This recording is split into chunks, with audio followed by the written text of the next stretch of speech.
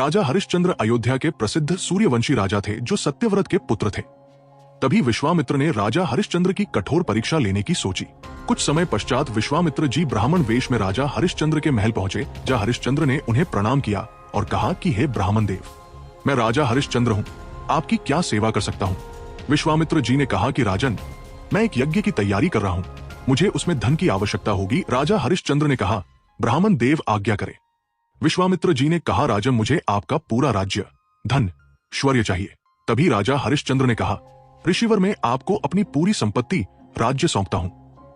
तभी विश्वामित्र जी ने कहा, राजन, मैं तुम्हारे दान कर्म से अत्यधिक प्रसन्न हूं, किंतु शास्त्रों के अनुसार दान धर्म के पश्चात दक्षिणा देनी आवश्यक होती है।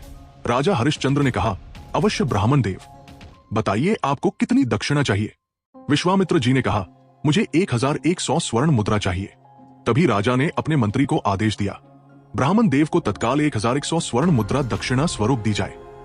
विश्वामित्र जी ने कहा कि राजन, आप अपनी संपत्ति मुझे पहले ही दान कर चुके हैं और दान दी गई वस्तु से दान नहीं किया जा सकता है।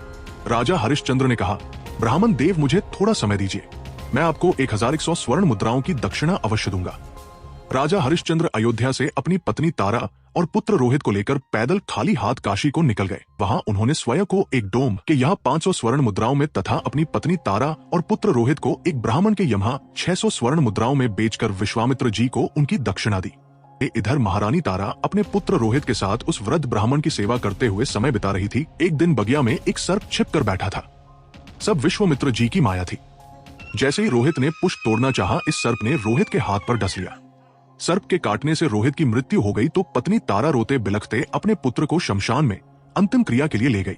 जहां पर राजा हरिश्चंद्र डोम चंडाल के यहाँ नौकरी कर रहे थे और शमशान का कर लेकर उस डोम को देते थे।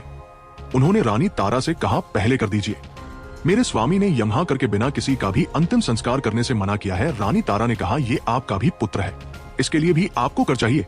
आप मेरी हालत देख रहे हैं। और जब तारा ने देख लिया ये अपने धर्म से नहीं डिगेंगे, बिना कर लिए पुत्र का भी अंतिम संस्कार नहीं करेंगे, तो अपनी आधी साड़ी को फाड़कर कर के रूप में देना चाह रही थी।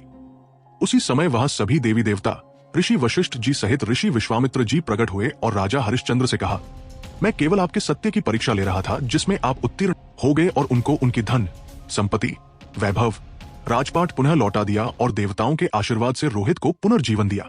इस प्रकार राजा हरिश्चंद्र विश्व के इतिहास के सबसे सत्यनिष्ठ महान दानवीर की श्रेणी में इंगित हुए।